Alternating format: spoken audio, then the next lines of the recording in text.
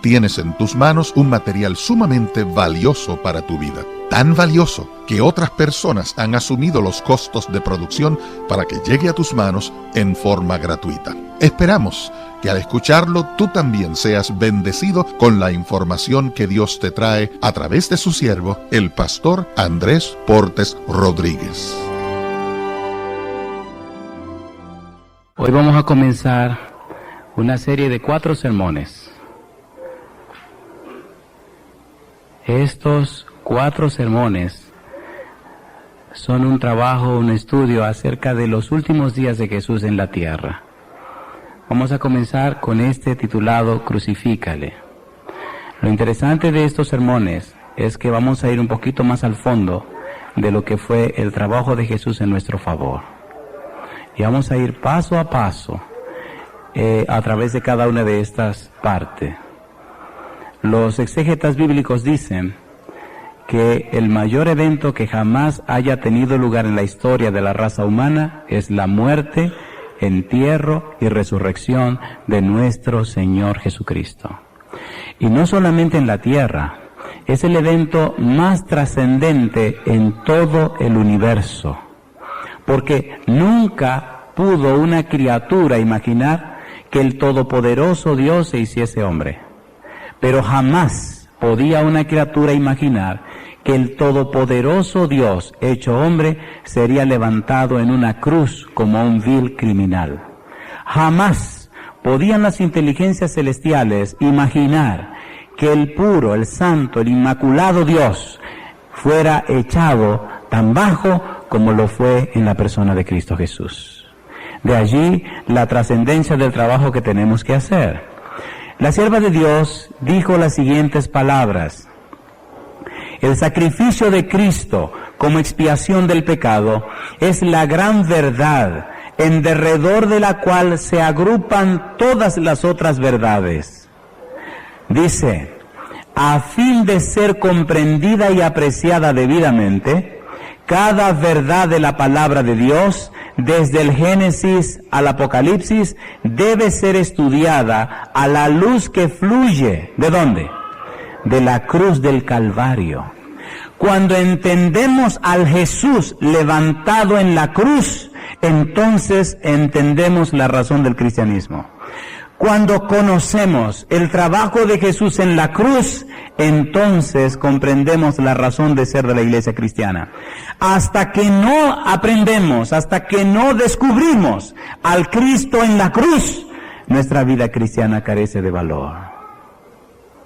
Porque es el Cristo levantado, el Cristo muerto, el Cristo enterrado, el Cristo resucitado, el Cristo ascendido, el Cristo que intercede y el Cristo que vuelve a buscarnos. Esa es nuestra razón de existir, esa es nuestra ciencia de la salvación. De allí la importancia de estos trabajos. Encontramos el relato de la cruz de Cristo y los acontecimientos con ella relacionados en los primeros 4 libros del Nuevo Testamento, los Evangelios, conocidos como los Evangelios de Mateo, Marcos, Lucas y Juan. Aproximadamente una tercera parte de ellos está dedicada a lo que conocemos como la Semana de la Pasión. ¿Qué parte de ellos está dedicada a la Semana de la Pasión?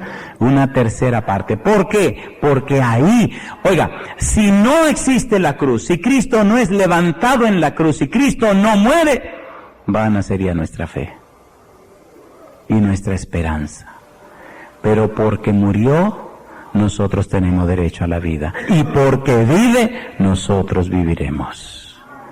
Hasta los muertos en Cristo resucitarán primero. De allí la trascendencia y la profundidad de lo que vamos a trabajar esta mañana. Agradezco la oportunidad. La predicación de la cruz fue el mensaje central del Nuevo Testamento. Observa lo que el gran apóstol Pablo dijo acerca de la cruz de Cristo. Porque no me envió Cristo a bautizar, sino a predicar el Evangelio, no con sabiduría de palabras, para no anular la eficacia de la cruz de Cristo. Porque el mensaje de la cruz es locura para los que se están perdiendo, pero para los que estamos siendo salvos, ¿es qué cosa? Poder de Dios. ¿Deberíamos trabajar más con esto? Sí. ¿Por qué? Porque el Evangelio es poder de Dios. ¿Qué significa? Significa que el que conoce el Evangelio, el que conoce la persona Evangelio, el que vive el Evangelio, el que tiene el Evangelio, el que camina el Evangelio, camina con el poder de Dios. Y para el poder de Dios, nada es imposible. Y hay una inquietud trascendente. Dice, para Pablo, predicar el Evangelio era sinónimo de predicar la cruz. Y es la cruz de Cristo la que es poder de Dios para salvación. Nada tiene de extraño que Pablo se negara a gloriarse o enorgullecerse de algo que no fuera la cruz de Cristo. Desde los mismos orígenes de la iglesia cristiana se han propuesto diferentes posiciones o teorías en relación con la expiación o la cruz de Cristo. Y hay muchísimas teorías. Y ahí están enumeradas. Pero ninguna son tan interesantes como lo que tenemos que trabajar. El tema es demasiado grandioso como para poder limitarlo a ninguna de esas teorías. Hay elementos de verdad en cada una de ellas, pero también hay algunas de ellas que terminan en la nada. Y lo que hacen es confundir y traer problemas. ¿Acaso no hay muchas religiones en el mundo hoy día? ¿Y por qué hay tantas religiones y hay un solo Cristo? ¿Y por qué tantas religiones es una sola Biblia? ¿Y por qué tantas interpretaciones? ¿Y por qué tantas divisiones? A fin de apreciar el significado pleno de la cruz de Cristo, dividiremos en 4 capítulos este tema tan vital, contemplándolo desde diferentes puntos de vista, cada uno de ellos extremadamente importante para todo cristiano. Veamos. En el primer sermón que vamos a trabajar hoy, veremos cómo la crucifixión de Cristo expuso a Satanás como un asesino y cómo nos revela el verdadero carácter del pecado. Veremos cómo hasta el más insignificante de los pecados lleva implícita la crucifixión de Cristo. ¿Qué es un asesino? ¿Verdad que cuando pensamos en un asesino, pensamos en alguien que mata a otro? ¿Sí o no? Pues esa no es la definición de la Biblia. Para la Biblia eso no es asesino. Eso es parte de. Asesino es más que eso. Y es parte del trabajo de esta mañana. Por eso no le voy a decir nada ahora, vamos a llegar allí. En el segundo sermón, el sábado que viene, consideraremos la cruz en términos de lo escrito por Pablo en Romanos 5:8, demostrando el amor incondicional y exento de egoísmo que es propio de Dios. Cómo, aunque el pecador cayó, cómo, aunque el pecador se arrastró, cómo, aunque el pecador llegó a lo más bajo, cómo Dios derramó todo el cielo en Cristo por amor a ese que cayó. Y cómo el amor de Dios es incondicional. Y cómo el amor de Dios se derrama plena, abundante y completamente. El tercer sermón está dedicado a la cruz de Cristo como el poder de Dios para salvación. Cómo redimió a la humanidad, no solo de nuestros pecados, sino también de la ley o principio del pecado que actúa en nuestros miembros. Y por último, consideraremos la resurrección. No solo juega un papel importante en nuestra redención, sino que es también la razón de nuestra gloriosa esperanza como cristianos. Es la prueba de las pruebas de que Cristo conquistó el pecado y la muerte, algo esencial para nuestra salvación. Y aquí vamos a trabajar después de una oración. ¿Podemos orar? Querido Padre Celestial, acompáñanos en esta mañana. Concédenos la presencia de los ángeles y la dirección de tu Espíritu. De aquí en adelante, Dios, ilumina nuestras mentes para comprender tu palabra. Que tus ángeles nos acompañen, tu Espíritu nos guíe, tu luz nos ilumine y tu verdad nos alcance. Lo pedimos en el nombre de Jesús. Amén. San Juan 8, versículo 40 al 44. Jesús dijo a los judíos: vosotros sois de vuestro padre el diablo. ¿Y qué dice? Y los deseos de vuestro padre queréis cumplir. Estáis controlados por el diablo y ejecutáis sus deseos. Entonces añadió Jesús: él ha sido homicida desde el principio. Ahí está el trabajo de esta mañana. ¿Qué cosa ha sido Satanás desde el principio? Homicida. ¿Cómo sabemos que Satanás ha sido homicida desde el principio? ¿Qué nos quiso Jesús decir cuando expresó que él ha sido homicida desde el principio? La idea de colocar estas palabras en la pantalla es que usted pueda ir más allá del simple oír, que usted también pueda ver, y usted pueda leer, y pueda descifrar y pueda meditar. A fin de comprender mejor la implicación de esa última frase, hemos de responder primeramente a las preguntas. ¿A quién asesinó Satanás? ¿Qué quiso decir Jesús en la expresión el principio? ¿Se refirió al tiempo en que Lucifer fue creado o bien al tiempo en el que Lucifer se convirtió en Satanás? ¿A quién mató o quiso matar o asesinó en su corazón Lucifer? ¿Desde cuándo tenía ese deseo de matar en su corazón? ¿O solo se mata a la gente afuera? Antes de responder esas preguntas, hemos de definir qué es asesinar. Para los seres humanos, asesinar es el acto de matar a alguien. Pero a los ojos de Dios, el asesinato comienza al acariciar el sentimiento de odio, como es fácil ver en el Sermón del Monte. Jesús dejó claro que si nos enojamos locamente con alguien, si odiamos a alguien, hemos cometido ya el asesinato en nuestro corazón. ¿Cierto o falso? ¿Somos homicidas dónde? En nuestro corazón. Somos asesinos en nuestro corazón.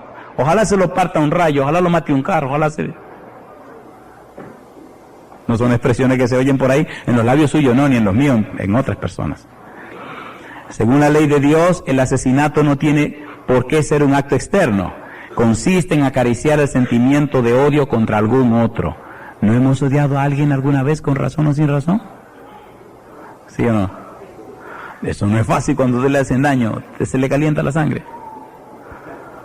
Cuando era niño, peleé mucho, porque no andaba guardando sentimiento. Olvídese, le brincaba encima y lo expresaba y se acabó el problema. Después que fui grande, pues ya no podía seguir peleando. Así que entonces tenía que orarle a Dios que me quitara algún mal sentimiento que tenía en mi corazón. Trabajé una vez en un colegio.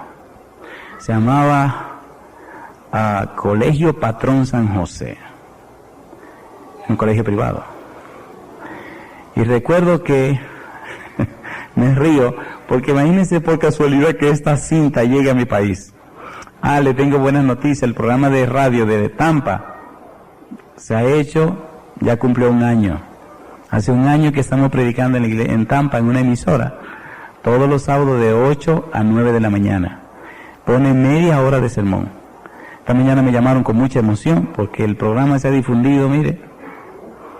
Y entonces en el mes de junio tengo que ir, que van a celebrar el aniversario, y hay una experiencia bien linda. En mi país 4 emisoras, y estas cintas que ustedes están oyendo, lo más seguro es que lleguen a mi país. De hecho, ya empezaron a ser enviadas. Y me da risa por lo que voy a decir ahora. En ese colegio, la dueña era, incorregible. Esa sí era la dueña, hacía lo que le daba la gana. Y empecé a trabajar en ese lugar. Como ya no era el niñito que peleaba y le brincaba encima a la gente, ya era cristiano, ya era diferente. Tenía 19 años cuando empecé a enseñar en ese colegio. Algunos de los alumnos eran mayores que yo. Pero yo notaba cómo ella hacía lo que le daba la gana con la administración, con los maestros, con los estudiantes, con todo el mundo, y nadie le decía nada. Y como que me fui llenando. Pasó un año, y en el siguiente año, y llegó el aniversario del colegio, 25 años del colegio, 25 aniversario. Y estamos reunidos en una comisión, distribuyéndonos el trabajo y arreglando todo. A mí me tocaba la parte deportiva y todo lo demás. Tuve que hacer gestiones, conseguir el dinero, comprar los uniformes, diseñar el uniforme y todo eso. Fue una experiencia preciosa. Pero en la reunión, ella se paraba y decía todo lo que le daba su deseo, estrujaba a todo el mundo y decía todo lo que tiene que decir, y todo el mundo calladito. A ese día dije, se acabó.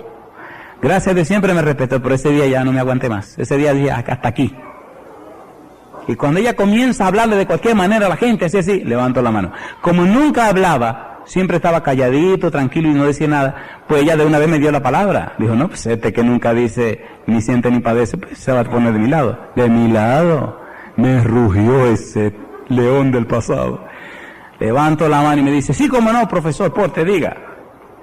Digo, ¿puedo hablar? Sí, claro que sí. ¿Cuánto tiempo tengo para hablar? Todo el tiempo que usted desee. Digo, fantástico.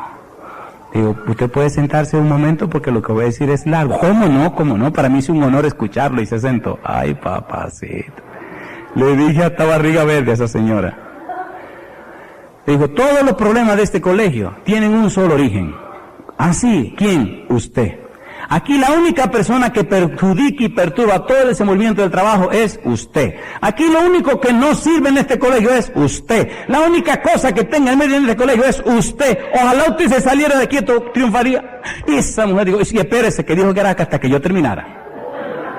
Oye, empecé a decirle cosas a esa mujer. Y los maestros de vergüenza empezaron a escurrirse. ¿Sabe que la gente es cobarde? ¿No se han dado cuenta de eso? Mire, que amenacen a una gente a su trabajo. Se vende a cualquier postor y sale disparado. La gente tiene terror de perder el trabajo. Tiene terror de que crean que son lo que no aparentan ser.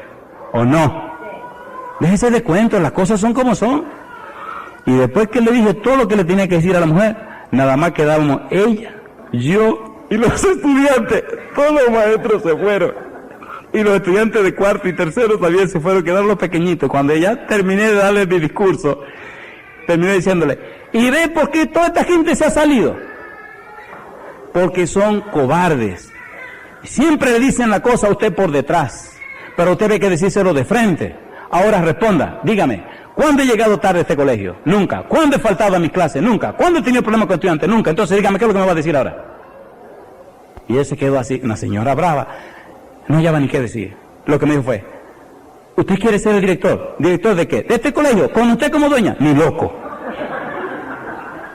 Entonces dice, pero ¿qué usted me recomienda? Le recomiendo que se salga del colegio. Váyase de aquí. Ponga una gente con quien se pueda trabajar. Y se quedó así mirando. Y empezó a mirar para todas partes. Dice, se molestó. Yo pensé que aquí el malo era Roa. Ahora veo quién es el malo. Digo, me alegra que se haya dado cuenta quién es el malo. La mala es usted. A los 2 meses buscó un director. Y se fue. Y el colegio creció. Mi pregunta, ¿somos o no somos? Seamos sinceros, ¿somos o no somos? ¿Somos o no somos?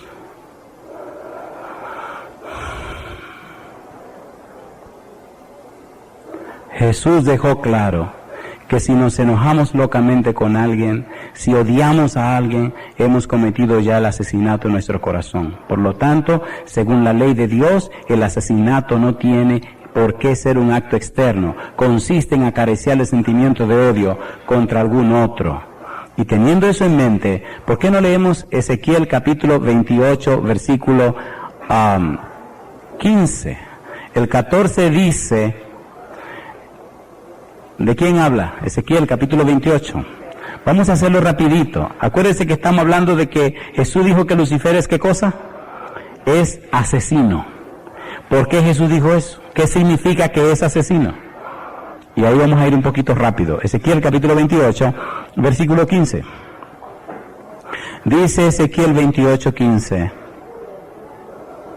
Dice el verso 15. Perfecto eras en todos tus caminos desde el día que fuiste creado, hasta ¿qué cosa?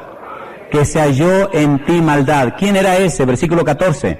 Tú, querubín grande, protector, yo te puse en el santo monte de Dios. Allí estuviste en medio de las piedras de fuego, te paseabas. 16. A causa de la multitud de tus contrataciones, fuiste llenos de iniquidad y pecaste. Por lo que yo te eché del monte de Dios y te arrojé de entre las piedras del fuego, oh querubín protector. Dice ahora, se enalteció tu corazón a causa de tu hermosura, corrompiste tu sabiduría a causa de tu esplendor. Yo te arrojaré por tierra delante de los reyes, te pondré para que miren en ti. Con la multitud de tus maldades y con la iniquidad de tus contrataciones, profanaste tu santuario. Yo pues saqué fuego de en medio de ti, el cual te consumió y te puse en ceniza sobre la tierra a los ojos de ¿quiénes? De todos los que te miran. La pregunta es, ¿qué había en el corazón de Lucifer? ¿Qué quería Lucifer? Era un querubín ungido, era un protector, era perfecto en todos sus caminos, hasta que en ti se halló. ¿Qué significa maldad? Maldad significa torcido, significa curvado, y aplicado espiritualmente significa torcido o incurvado hacia el yo. Primero, Lucifer fue hecho para la gloria de Dios. Y cuando la maldad comenzó a anidar en su corazón, se curvó ¿para dónde? Para el yo. ¿Qué hace el pecado? exaltamos el yo. ¿Y de quién nos separa? Nos separa de Dios. En el momento de la existencia de Lucifer, su mente se pervirtió. En lugar de dirigir su amor hacia Dios y hacia sus compañeros, los ángeles, le dio un giro de 180 grados y lo dirigió a sí mismo. Y ahora, en Isaías 14, del 12 al 14, mire lo que dice. Isaías 14, del 12 al 14. Recuerde que estamos tras la investigación por qué Cristo le llamó que era asesino. Isaías 14 del 12 al 14. Dice el versículo 12. Isaías capítulo 14, versículo 12. Dice: ¿Cómo caíste del cielo, oh lucero, hijo de la mañana? Cortado fuiste por tierra, tú que debilitabas a las naciones. Tú que decías en tu corazón, subiré al cielo, en lo alto, junto a las estrellas de Dios, levantaré mi trono, y en el monte del testimonio me sentaré a los lados del norte. Sobre las alturas de las nubes subiré, y seré, ¿qué cosa? El trono de Dios, ¿hacia dónde está? Hacia el norte. ¿Qué estaba diciendo Lucifer? Le voy a dar un golpe de estado a Dios. Y si me es posible, lo voy a matar. Si Lucifer hubiera podido matar a Dios, ¿lo hubiera matado o no lo hubiera matado? Mire a la cruz.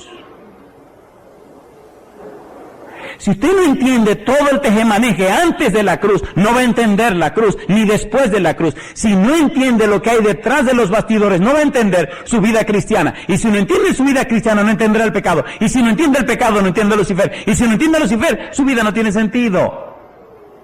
Se va a creer que lo malo es bueno y va a entender que lo bueno... El mundo está loco. El mundo está loco. Voy a deshacerme de Dios y voy a tomar su lugar. ¿No es eso lo que están diciendo los versículos? ¿Sí o no? Satanás no le dijo a Dios, échate para allá, vamos a juntarnos aquí, a sentarnos en el trono. No, te me va de ahí. Una vez en Puerto Rico empezaron a atracar gente. ¿Y saben dónde lo hacían? En los semáforos. Y me cuentan que los tipos con una pistola en la mano estaban ahí en los semáforos y cuando la gente se paraba, le ponían la pistola en la cabeza y nada más le decían, échate para allá. Se montaban, le daban un balazo en la cabeza y se llevaban el carro. Lucifer no le estaba diciendo a Dios, vamos a sentarnos en el trono. Él vino a decirle, te lo voy a quitar. Quería deshacerse de Dios a fin de ocupar su lugar. Lucifer, convertido en Satanás, codició el lugar de Dios y es por eso que deseaba, ¿qué cosa? Asesinarlo. Dirigiéndose a los judíos, quienes eran víctimas de Satanás, Jesús relató un día una parábola que encontramos en Mateo 21. Un hombre poseía una viña y se fue de viaje a un país lejano, dejó el viñedo bajo el cuidado de sus siervos, cada año enviaría a alguien para recoger los beneficios, pero una vez tras otra el mensajero resultaba apedreado o despachado, de forma que el patrón no obtenía nada. ¿No fue eso lo que hizo Israel con los profetas de Jehová? Entonces, ¿quién estaba instigando a Israel? Satanás. ¿Quién mataba a los profetas? Satanás. ¿A quién usó Lucifer como instrumento para matar a los hombres de Dios? A Satanás. ¿A qué? Satanás usó a los judíos. El dueño se dijo finalmente, enviaré a mi hijo, seguramente a él lo respetarán. Sin embargo, hicieron precisamente lo contrario, dijeron, este es el heredero. ¿Qué cosa dice? Matémoslo y quedaremos con la hacienda. De forma que decidieron matar al hijo. Jesús estaba refiriendo a él mismo y a los judíos. Recuerda que los judíos querían cumplir los deseos de ¿quién? ¿Los deseos de quién? De Satanás. Si mataban a los hombres de Dios, ¿a quién hubieran querido matar también? Al mismo Dios. ¿Quién estaba detrás de ello? Satanás. Desafortunadamente, una tercera parte de los ángeles creyó a sus mentiras. Satanás lo consideró suficiente como para iniciar una revolución. La primera guerra tuvo lugar en el cielo y está descrita en Apocalipsis capítulo 12, versículos 7 al 9. En el versículo 12 se ve entonces que Satanás fue derrotado, fue echado del cielo.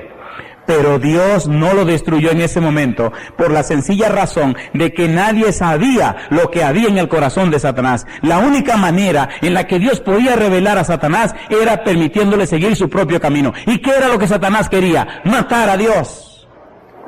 ¿Y qué es lo que Satanás quiere? Matar a Dios. Solo era buscando una oportunidad para matar a Dios. Y cuando Lucifer vio que Jesús se hizo hombre, dijo, ahora sí, ahora sí. Vamos a ver ahora.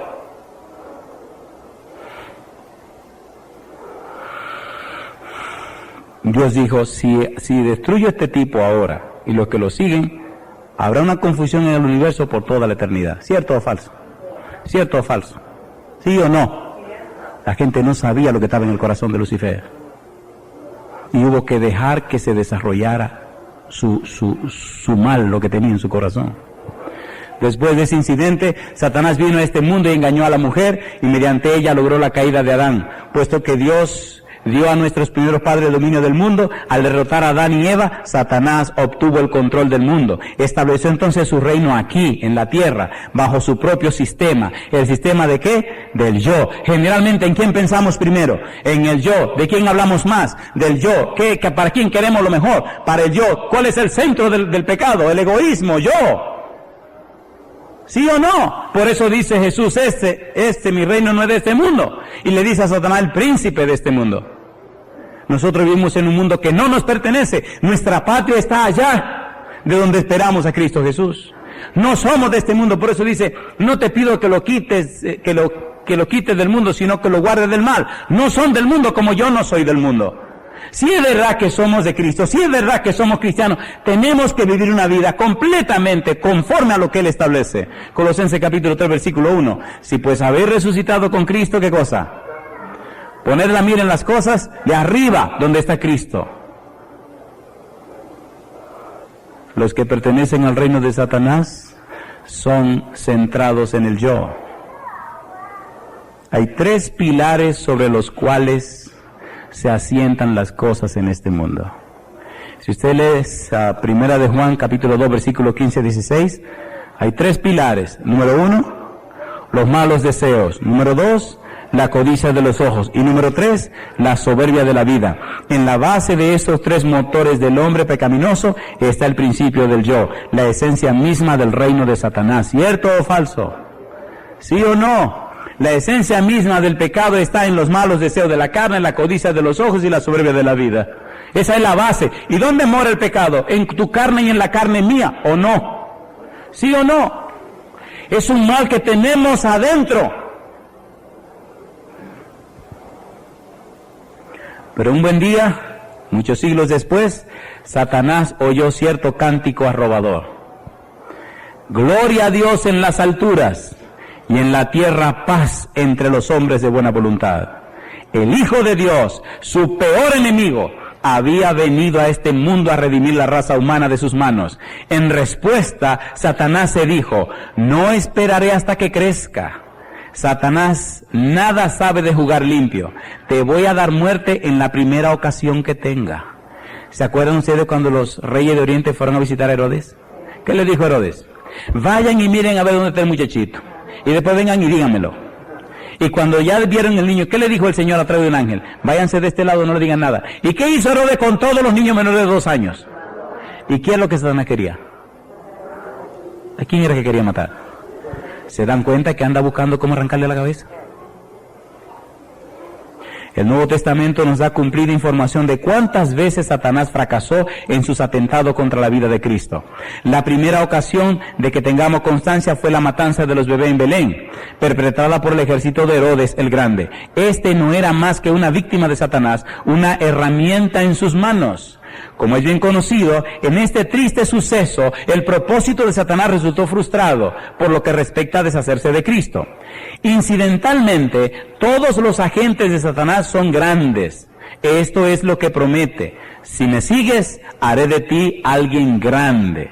Pero recuerda, es un mentiroso. Lo que realmente busca es que siguiéndole a él, te encuentres algún día a su lado en el lago de fuego. Y yo te hago una pequeña pregunta. Si Satanás fue tan bárbaro de ofrecerle a Jesús los bienes de este mundo para que lo adore, ¿no te lo va a ofrecer a ti?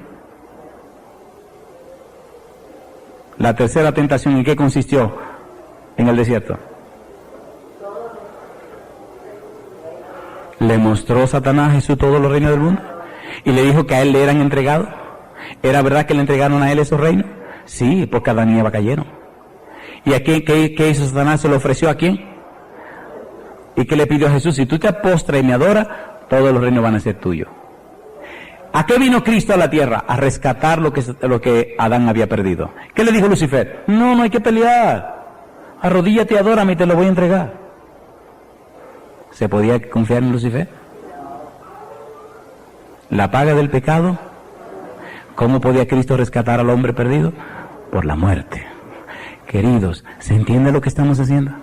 ¿Es importante lo que estamos estudiando? ¿Tiene que ver con nuestra vida cristiana? Estamos entendiendo cómo el pecado es tan grande y tan odioso y cómo Satanás es nuestro primer enemigo. Hay mucha gente que piensa que no es tan malo. No es tan malo. Mire a la cruz. Mire a Jesús. Mateo 25:41, Cristo dirá a los que eligieron el bando de Satanás, a los incrédulos: apartaos de mí, malditos, al fuego eterno, preparado para el diablo y sus ángeles. ¿Para quién se preparó el fuego? No para los seres humanos. El fuego eterno no fue preparado para los hombres, pero Satanás ha engañado a muchos de ellos. Lo creyeron, escogieron su camino y ahora tienen que compartir su suerte. Pregunto, ¿podemos nosotros participar con Satanás de esa consecuencia? Este codiciaba el lugar de Dios. Nunca se lo había dicho a nadie. Habría sido una locura. Esto fue probablemente lo que dijo a los ángeles: si yo estuviese en el lugar de Dios, vuestra vida sería maravillosa. Podríais tener todo lo que quisierais, disfrutar de todo cuanto deseáis sin restricciones. Podríais comer, beber y divertiros. ¿No es eso lo que Satanás le ofrece a la juventud de hoy? ¿No es eso lo que le ofrece a los jóvenes, libertad de hacer lo que le dé la gana? Y después del sexo, y después de las drogas, y después del ron y el alcohol, y después de hacer todo lo malo que queda, ¿qué es lo que queda de la juventud? ¿Qué es lo que queda?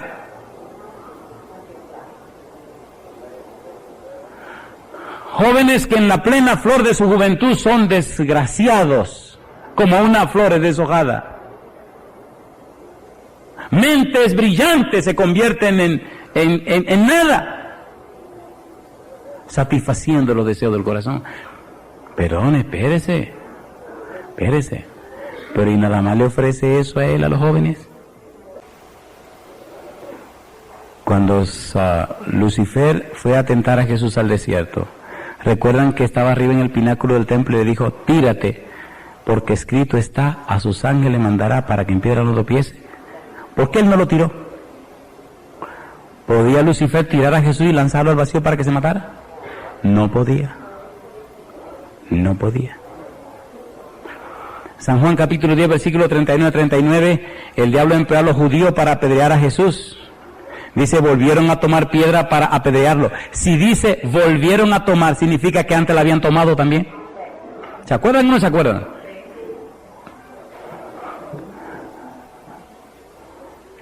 Juan 7:30 recoge una de las ocasiones en que Satanás intentó destruir a Jesús mediante seres humanos. Entonces procuraron prenderlo, pero ninguno le echó mano porque aún no había llegado. ¿Qué cosa? ¿Qué no había llegado? Recuerde, si no ha llegado tu hora y caminas con Cristo, no hay diablo que te pueda tocar. ¿Pero le llegaría la hora de Satanás? Más adelante vamos a ver cuándo le llegó la hora. En aquella noche, cuando estaban en Getsemaní y llegaron con la turba en la oscuridad de la noche. Esa era la hora de Satanás, y ahí tomaron a Jesús, y Cristo entonces se entregó para morir por ti. El segundo texto lo encontramos en Juan 8:20. Dice, estas palabras habló Jesús en el lugar de las ofrendas, enseñando en el templo, y nadie lo prendió, porque aún no había llegado, ¿qué cosa? Su hora. Ahora bien, esa hora llegó ¿dónde? En Getsemaní. Lucas 22:53 dice, estando Jesús en Getsemaní, los sacerdotes enviaron a los soldados y tomaron cautivo a Jesús como si fuera un criminal. Cada día, dice Jesús, estuve con vosotros en el templo y no extendisteis la mano contra mí. Dice ahora, pero esta es vuestra hora en que reinan, ¿quiénes? ¿Y quién está en las tinieblas? ¿Y cuál era el deseo de Satanás? Matar a Jesús. Así que llegó su hora. Escuche ahora, por favor. La turba que llega y apresa a Jesús, la turba que se lleva a Jesús, la turba que le hace un juicio extraño, la turba que lo escupe, que lo golpea, que lo maltrata, la turba que lo condena, La turba que presentan ante Pilato, la turba que lo lleva ante Herodes, la turba que hace todo lo que hace, al final, esa turba que grita. ¿Y a quién aceptan? ¿A quién aceptan en lugar de Jesús? ¿Y a quién representa Barrabás? Entonces, ¿eran siervos de quién? Matan la vida para quedarse con la muerte. Matan al Hijo de Dios para quedarse con el Hijo del Diablo. Rechazan la luz para irse a las tinieblas. ¿Y quiénes eran esa gente? ¿No eran los escribas y los fariseos? ¿No eran los religiosos? ¿Quiénes gritaban a todo pulmón? ¡Crucifícale! ¡Crucifícale! ¿Quiénes gritaban eso? ¿Quién estaba detrás de ellos? En el deseo toda la gente dice que los demonios en forma humana estaban en la turba gritando, crucifícale. ¿Qué quería Satanás de Jesús? Matarlo. Pero ahora vienen algunos detalles increíbles.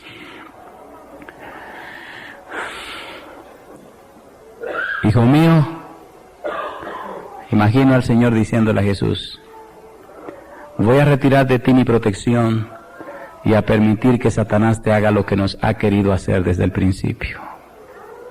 Yo le voy a hacer una pregunta a usted en este momento. ¿Desde cuándo Satanás quería matar a Dios?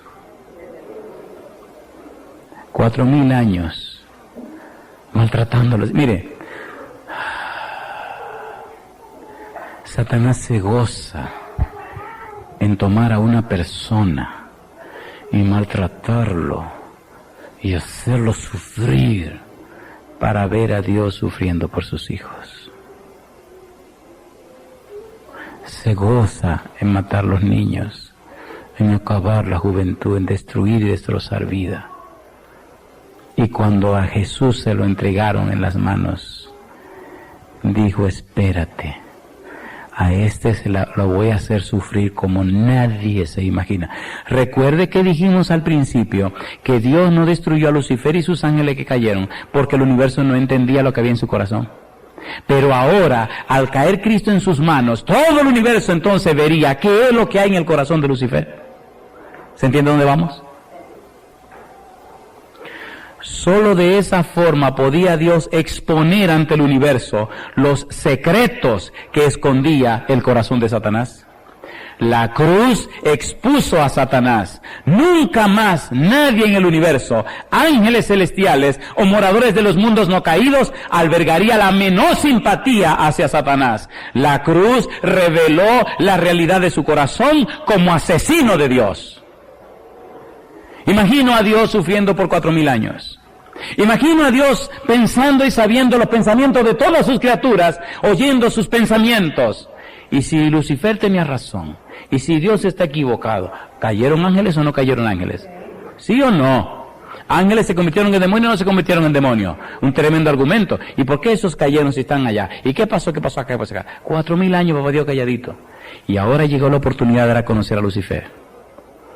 Satanás había guardado ese odio hacia Dios escondido en su corazón por tanto tiempo, que cuando se le dio la oportunidad no pudo hacer otra cosa que llevar a cabo mediante los judíos. ¿Mediante quiénes? ¿Y quiénes eran los judíos? Y no era el pueblo de Dios. ¿Y a quién usó como instrumento para acabar? Tenga cuidado. Aquellos que realmente deseaba desde que su mente se entregó a la iniquidad. Lo que había estado oculto en su corazón quedó ahora abiertamente expuesto. En 1 de Juan 5:19 expresa una importante verdad, digna de ser recordada. A propósito del uso que hizo Satanás de los judíos, Juan presenta a la humanidad dividida en dos grupos. Los creyentes pertenecen a Dios, pero el resto del mundo de la raza humana está bajo el poder del maligno. De acuerdo con ello, no existe ningún ser humano que sea auténticamente independiente. O estamos bajo el control de Dios, o bien bajo el de Satanás. Son las dos fuerzas que podemos encontrar en nuestro mundo. Mire ahora. Los judíos cayeron bajo el poder de Satanás al rechazar a Cristo. Dieron oído a los engaños y mentiras del maligno y rechazaron al Mesías. Satanás podía ahora emplearlos. Cuando descubrió que el Padre había retirado la protección a su Hijo, tras oír el clamor de Cristo registrado en Lucas 22:53, se dijo, no solo voy a matarte, sino que te voy a afligir el más cruel martirio que jamás haya conocido este mundo. ¿Cuál era ese martirio? Y aquí hay algunos detalles de la crucifixión que usted debe saber. algunos de los detalles. ¿Por qué estamos hablando de esto? Hasta que usted y yo no entendemos lo que pasó en la cruz, nuestro cristianismo no tendrá mucho sentido. Mire usted, vale la pena conocer algunas de las descripciones de la cruz que hicieron los historiadores romanos. Dice, es el peor tipo de muerte que el hombre haya podido inventar. No es solo vergonzosa en extremo, sino por demás lenta y agonizantemente dolorosa. Hace algunos años, un comentarista de la BBC escribió un libro sobre la cruz de Cristo. Desde el punto de vista romano, el libro titulado Watch With Me describe gráficamente la crucifixión romana. Se hace difícil creer que el hombre haya podido caer tan bajo en su inhumanidad hacia los semejantes suyos, a los otros seres humanos. Libros históricos escritos por Cicerón y Celso describen también la cruz. Sus relatos lo dejan a uno sin aliento. Se tarda entre 3 y 7 días en morir sobre la cruz. Oiga bien, ¿entre cuánto? Usted se imagina una gente 7 días clavado en una cruz. De día el sol y de noche el frío. 7 días, las heridas no se infectan. ¿Y los dolores de una herida infectada cómo son?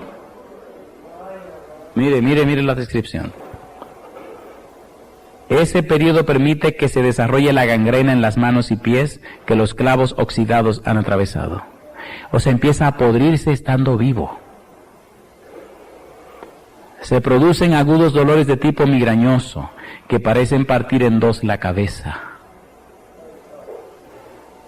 Las principales articulaciones parecen dislocarse en medio de un dolor lancinante. Se presentan contracturas dolorosas por doquier. El crucificado queda expuesto al frío de la larga noche y a la insolación sofocadora del día.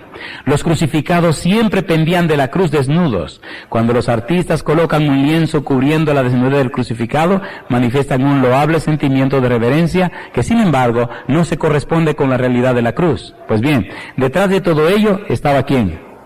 Satanás. Como cristianos hemos de recordar que pertenecemos a Cristo. Somos ciudadanos del cielo, pero vivimos aún en territorio enemigo, un territorio en el que Satanás tiene notable control, a pesar de ser ya un enemigo derrotado. ¿Por qué Satanás no nos destruye a todos de una vez? Porque los ángeles de Jehová nos cuidan y nos protegen.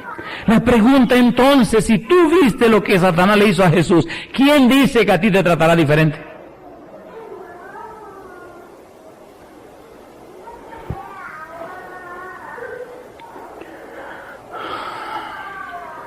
Y vamos a ver estas 5 verdades importantes rapidito. Solamente vamos a anotarla. Número 1. El odio que Satanás y el mundo demostró contra Cristo en la cruz volverá a repetirse cuando el mundo vea a Cristo manifestado en nosotros. ¿Por qué la gente de afuera y no tiene tanto problema con nosotros? Porque nos parecemos a ellos. Cuando nos parezcamos más a Jesús, se verá su odio contra nosotros. ¿Cierto o falso? Ese odio instigado por Satanás será dirigido contra el creyente que viva para Cristo. En Juan 15, 18 y 19, Jesús dijo a sus discípulos, si el mundo os aborrece, sabed que a mí me aborreció antes que a vosotros. ¿Por qué no nos aborrece el mundo? Porque no ven a Jesús en nosotros. Cuando vean a Jesús en nosotros, empezarán a aborrecernos.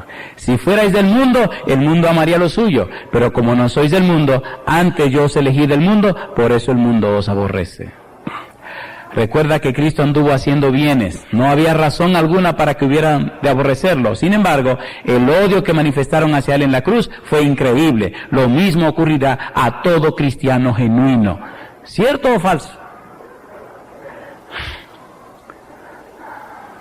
Y ahí viene la gran incertidumbre. ¿Satanás se ha hecho bueno? No, nosotros no hemos sido buenos cristianos. Todos los que quieran vivir piadosamente en Cristo Jesús, ¿qué cosa dice? Serán perseguidos, dice el apóstol Pablo. Juan 7:7 explica a los judíos la razón de su odio hacia él. Sus obras demostraban que las de ellos eran iniquidad. Cuando permites que Cristo viva en ti, Él hará en ti algo que el mundo jamás puede hacer. Ahí radica el problema. Por tanto tiempo como hagas cosas buenas que el mundo puede realizar, no va a haber ningún problema. Si el mundo ve en ti ningún desafío, ningún problema, tú no vas a tener ningún problema.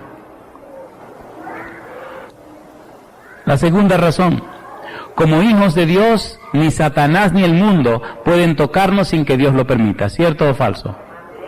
¿Sí o no? pero a veces Dios permite que nos toquen. Y siempre que somos tocados es para nuestra bendición, aunque no lo entendamos. Tercera razón, la cruz reveló algo que, hablando en términos humanos, era un imposible. Satanás fue capaz de unir a los judíos que estaban hasta entonces profundamente divididos en dos facciones, fariseos y saduceos. Reunió entonces a los judíos con sus encarnizados enemigos, los romanos, para dirigirlos contra Cristo. Si hubiésemos vivido en aquellos días, jamás habríamos soñado con ver en un frente común a judíos y romanos, o con oír decir a los judíos, no tenemos más rey que César. ¿Lo dijeron o no lo dijeron? ¿Los judíos y los romanos se llevaban bien? No. ¿Los escribas y los fariseos se llevaban bien? ¿Los saduceos y los fariseos se llevaban bien? No. Pero noten ustedes cómo el diablo unió judíos, escribas, fariseos, saduceos, junto con los romanos, en un solo paquete en contra de Jesús. ¿Sí o no? Solo Dios sabe lo que hay en el corazón de los seres humanos. La cruz de Cristo reveló lo que había en cada corazón y todavía ahí lo sigue revelando. La cruz demuestra que Satanás es capaz de ello. ¿Qué vas a hacer cuando todo el mundo se una contra ti? Apréndelo ahora y recuerda en ese día que eres de Cristo, que le perteneces y que Él ha vencido a Satanás. Número 4. Si ha de elegir entre Barrabás, y dijo a los judíos, es nuestra costumbre dejar libre un preso. ¿A quién escogieron? A Barrabás. ¿Por qué escogieron a Barrabás? ¿Quién estaba detrás de ello? La conclusión es que el pecado inconsciente que subyace en todo pecado es crucificar a Cristo. Hay que aclarar esto. Primera de Juan 3:4 define así el pecado. El pecado es la transgresión de la ley. Pero podemos quedarnos en letra y cometer el mismo error de los judíos. ¿Verdad que a veces pensamos en el pecado como la letra y no como el principio o el sentimiento o el espíritu de la ley? ¿Verdad que hay personas que a veces ni la queremos saludar? Vamos a ser sinceros en este momento, aquí terminamos. Ahí no hay personas que le llevamos resentimiento en nuestro corazón, porque nos hicieron daño, porque nos maltrataron. En una iglesia hubo una persona que ya no me quería más.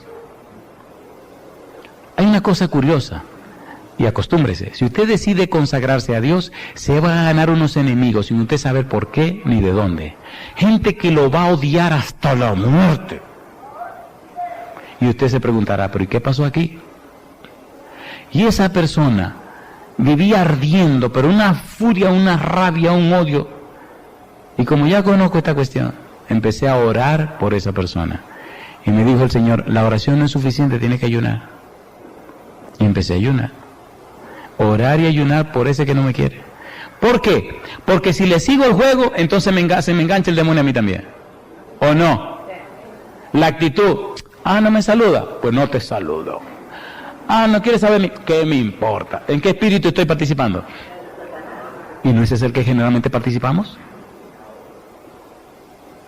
Cuando una gente tú sabes que tú no le caes bien y que no te pasa y que te saca el cuerpo, ¿qué tú haces? Le buscas la vuelta, haces. Cuando yo era niño le entraba a los trompones puros. Ya no. Había un niño que se llamaba Soncito. Digo, ese no era el nombre, ese era el apodo que le decíamos, ¿eh? Y había una niña que se llamaba Guillermina. Y éramos compañeros de curso. Soncito no quería que Guillermina hablara conmigo. Así que todos los recreos había que pelear. Para evitar que Guillermina y yo habláramos. Y entonces yo tenía que pelear todos los días. Porque era tan inteligente que él venía y me asusaba y al pleito nos vamos. Todos los recreos era un pleito. Y entonces yo le decía, pero a mí no me interesa esa muchacha. Y él decía, a ti no, pero a ella sí. Y decía, si no habla conmigo, no habla con nadie. Y había que pelear. Aprendí después que yo era un tonto. Porque yo no tenía que pelear porque Soncito quisiera pelear. Pero verdad que generalmente respondemos a la gente como nos dicen a nosotros. ¿Sí o no? ¿Me la hiciste? Pues aquí te va. Esa es tu actitud, pues aquí tienes. ¿No es así como respondemos? ¿Y quién instiga en nosotros ese espíritu de responder maldad por maldad? Pues me oigan qué linda historia. Decidí no responder igual. Orar y tratar a esa persona bien. Aunque hubo un momento, Manuel, donde se me llenaron los ojos de lágrimas. Pero decidí tener una actitud diferente. Y después de unos meses de dolor y sufrimiento, todo comenzó a cambiar de nuevo. No le niego, hubo muchas noches que no pude dormir. Porque yo me decía, si estoy dando lo mejor de mí, si estoy haciendo mi mejor sacrificio, si estoy entregando todo y sacrificándolo todo, ¿por qué esta actitud de maltrato? Entonces el papá Dios me decía, acuérdate. ¿Y saben lo que ocurrió? Que gracias a Dios todo comenzó a cambiar hasta el día de hoy. ¿Valió la pena perseverar en el bien hacer? Piensa en este momento en tu vida. ¿Cuál es la persona que tú no saludas o que a ti no te gusta saludar o no te saluda a ti? Vamos a ser sinceros. ¿A quién tiene en tu corazón ahí que la cosa como que no anda muy bien? No venga con cuento. Algo hay por ahí, ¿o no? ¿Sí o no? Hay que aclarar esto, dice. Pero podemos quedarnos en la letra y cometer un error. Dice, podemos ver en la ley solo un código o conjunto de reglas, de forma que al quebrantar una de ellas, a eso le llamamos pecado. Pero hemos de ir más allá y comprender el espíritu de ese texto, porque Jesús no definió la ley en términos de reglas o estatutos, definió la ley en términos de actitud o principio. Se refirió al espíritu de la ley. Dijo, amarás a tu Dios sobre todas las cosas y a tu prójimo como a ti mismo. En eso consiste la ley. El principio fundamental de la ley es ¿qué cosa? ¿Puedes amar al que no te ama? Pues sí, puedes tener una conducta, un comportamiento amoroso hacia la persona que no te ama. ¿Cómo? Tratándolo como no se merece. ¿Cómo? Reconociendo lo bueno que tiene. ¿Cómo? Haciéndole ayuda y favor en lo que necesite. ¿Cómo? Definiendo y descubriendo sus necesidades y ayudándole en ella. Pastor, es que no tengo ese sentimiento. Es que es un asunto de sentimiento, es asunto de principio. Es que si eres un cristiano, amarás a Dios sobre todas las cosas y al prójimo como a ti mismo. A ese que tú no le gusta, a ese que te quiere dañar, si tiene una necesidad, tú le servirás y le ayudarás. No porque te gusta, sino porque tú eres cristiano. ¿No fue eso lo que hizo Jesús? ¿No fue así que vivió el Señor Jesús? ¿Sí o no? ¿No fue ese el ejemplo que nos dio? Cristo clavado en la cruz muestra el amor que tuvo por todos. Y cuando iba a morir, que miró abajo y le dijo, Padre, perdónalos, porque no saben lo que hacen. La pregunta esta mañana, ¿murió Jesús por ti? ¿Murió por mí? ¿Muestra la cruz que Satanás es un asesino de Dios? ¿Y anda buscando la oportunidad de destruir a los hijos del Señor? ¿Seguirás tú en el pecado para que Satanás pueda asesinarte? ¿Seremos indiferentes a la palabra de Dios para que el enemigo nos destruya? Satanás no va a cambiar, pero Cristo sí te puede cambiar. Y yo termino esta mañana con dos preguntas. La primera pregunta, ¿enseña la Biblia lo que hay en el corazón de Lucifer? ¿Muestra la cruz del Calvario hasta dónde llega el odio de Satanás? Mira alrededor de este mundo para que usted vea todo lo que Satanás está haciendo con la humanidad.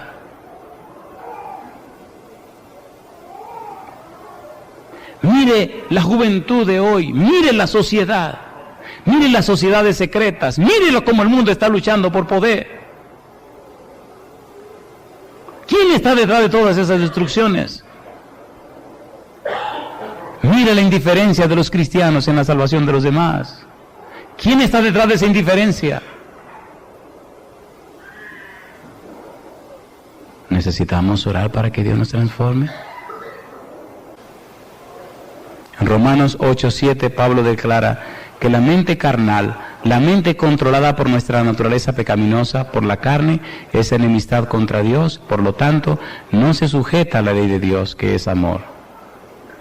Permitamos que el Espíritu guíe y dirija nuestra naturaleza espiritual y nos transforme en instrumentos del cielo.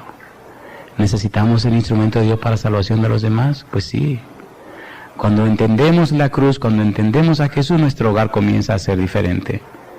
Ya no estamos tan pendientes de responder a la esposa o al esposo cuando está hablando. Ya no estamos tan pendientes de tener la razón y salirnos con la nuestra. Entonces queremos agradar al otro, aunque posiblemente no se lo merezca según usted. Queremos hacer lo mejor en nuestro hogar, lo mejor en nuestro trabajo, lo mejor en nuestra familia, lo mejor en la iglesia, lo mejor en cada lugar, porque somos cristianos, porque amamos a Jesús, porque entendemos su muerte en la cruz, porque somos su propiedad. ¿Verdad que en casa también hay cosas que poner en orden? ¿Verdad que en la relación entre los esposos hay cosas que poner en orden? ¿Verdad que en la relación con los hijos hay cosas que poner en orden? ¿Verdad, queridos, que a veces tenemos resentimiento guardado a nuestra compañera o nuestro compañero por años? Y a veces en una tontería comenzamos a sacar muertos del pasado. ¿O no? Deberíamos venir a la cruz y dejar que todas esas cosas sean clavadas en la cruz. Cristo murió en la cruz para pagar esos pecados. ¿Cómo lo vamos a tener guardados y acariciados? Mira alrededor a algún hermano o hermana de la iglesia. Y te voy a decir una cosa, hasta que no saques esos gansos muertos de tu corazón, hasta que no saques de tu corazón ese resentimiento, hasta que no saques de tu corazón ese odio guardado que le tiene a alguien, tu vida no puede crecer. Años de enanismo. Una sonrisa social. Pero dentro tú llevas el veneno y el dolor de lo que te hicieron. Acércate a esa persona y dile. Termino con esta historia. En Sudamérica llegó una señora, una enfermera, a hablar con un pastor de origen alemán. Sabe que los alemanes son muy violentos. Y va y le dice a la enfermera: oiga, pastor, dígame, hermanita, ahí está otra vez la otra enfermera molestándome, haciéndome la vida imposible. Hermana, ore por ella. Ya fui y oré, pues vaya y siéntese con ella. Ya fui y me senté, pues hágalo otra vez. A la semana siguiente vuelve la señora: oiga, ahí sigue. Y el tipo, las orejas comienzan a ponérsele rojas. Y le dice a la hermana: ya fui, hablé, ya fui, oré, ya fui. Entonces le dice al pastor: ¿y qué usted quiere que yo le diga? Dice ella: pues yo no sé, el pastor es usted. Dice: bueno, pues vaya y ayune y ore. A la semana siguiente, cuando la mujer se paró en la puerta, ya el tipo se le encendieron los motores. Y le dice: ya. Otra vez la misma cosa. Le dice: sí, pues vaya y jálele los cabellos. Y dice la señora: no, eso no. Dice: pues entonces váyase a otro lado. ¿Dónde debe ir la mujer? ¿Quién puede poner perdón en el corazón? ¿Quién puede resolver tus problemas? Pero siempre buscamos un ser humano primero. ¿Sí o no? Somos expertos corriendo a los seres humanos. Seamos expertos primero corriendo a Jesús. No hay problema que Jesús no pueda resolver. Y si no se resuelve, lo destruye, pero salva tu vida y te cuida. Quisieran hoy que oremos a Dios para pedirle que ponga en nosotros un corazón perdonador y que nos ayude a entender al que murió en la cruz y que nos ayude a comprender la razón de su muerte en la cruz. ¿Quisieran que oramos por ese propósito? ¿Cuánto quisieran que oráramos por ese propósito? Vamos a estar en pie, por favor.